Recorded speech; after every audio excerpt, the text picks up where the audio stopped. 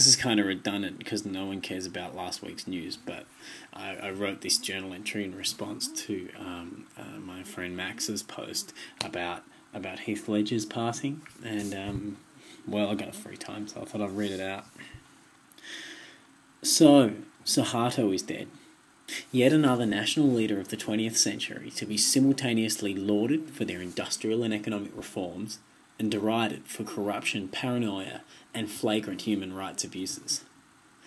What is it about the modern economic miracle that requires it to be achieved through such bloodthirsty means?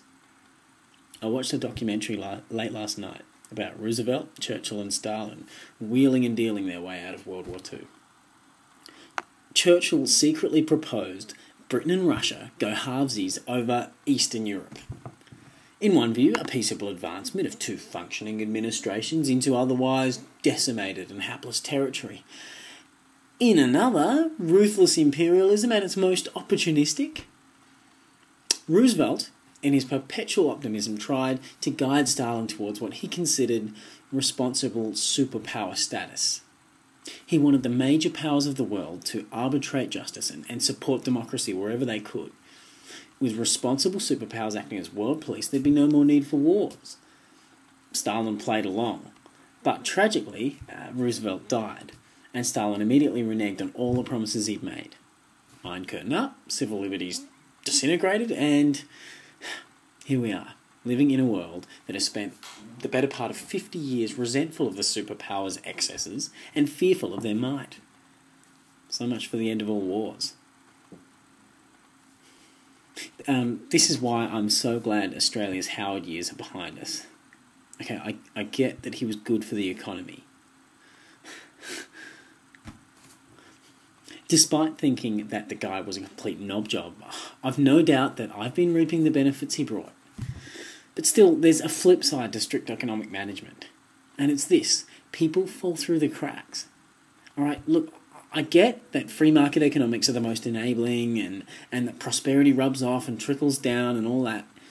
But surely we have to acknowledge that just as Stalin's 5-year plans could not have worked without the gulags, Howard's booms could not have happened had he not traded off our health, education and community-mindedness.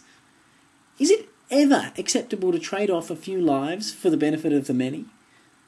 And who draws the line? I love that Kevin Rudd yesterday announced he wishes to eradicate homelessness from the Australian way of life.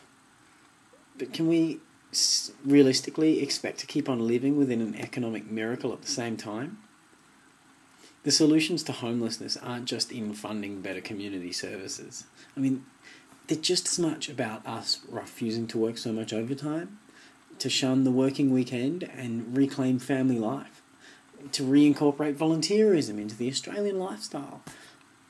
Aren't the very things we trade off in exchange for prosperity, the causes of homelessness? Am I making sense? I mean, perhaps the problem with the world is that we're all just trying to improve faster than we feasibly can. China's trading off its rivers and mountains for greedy money, even though they know the miracle is going to cost them far more than it ever gave them. Well, still, the world has got one thing right. They put a nice young actor from Perth on the front page when he passes away, and the world mourns. Mr. Soeharto, you will barely rate a mention in tomorrow's papers. Good night.